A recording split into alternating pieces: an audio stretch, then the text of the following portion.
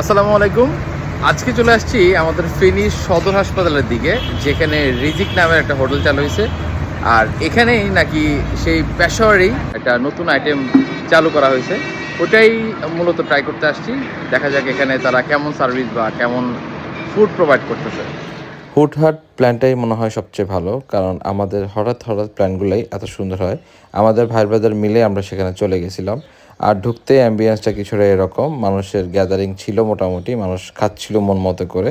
আমি তাদের লোকেশনগুলো দেখতেছিলাম, ভালো ইন্টেরিয়র করছে এবং সুন্দর করে পরিষ্কার পরিচ্ছন্ন মতো সাজানোর চেষ্টা করছে আমাদের ফেনীর আঙ্গিকে। সৌভাগ্যবশতভাবে আমরা প্রথমে মালিকপক্ষের একজন সাথে পরিচিত হতে পারি, যার ব্যবহার খুবই ভালো।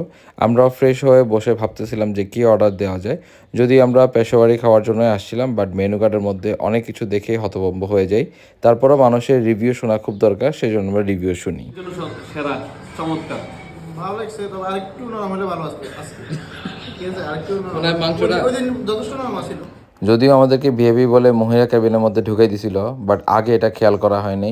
আমরা অর্ডার দেওয়ার সাথে সাথে এই পেশোয়ারিটা আসছে রুটি নিয়ে, বাট দেখতে এত সুন্দর লাগতেছিল। কেউ কেউ তো হচ্ছে হার্ট শেপের কারণে তার গার্লফ্রেন্ডকে ছবি পাঠাচ্ছিল। আর এগুলা দেখে মাথা নষ্ট হওয়ার মতো একটা অবস্থা।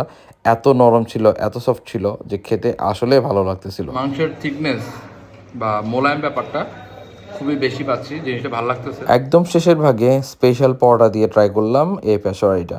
এখানে নাকি অনেক মজা। সো পরোটাটা ট্রাই করার পরে বুঝলাম যে পরোটাটা আসলেই মজা। আর এটা হচ্ছে ওনাদের আরেকটা ফেমাস আইটেম, যেটা হচ্ছে ফিন্নি। ওনাদের তৈরিকৃত একটা ফিন্নি, যেটা খাইতে আমার ভালো লাগছে। আমার কথা শুনে আমাদের ছোট ভাই বড় ভাই চলে আসলো, যারা এখানকার মালিকপক্ষ, এবং খুবই অতিথিপরায়ণ। জিনিসটা খুবই ভালো লাগছে।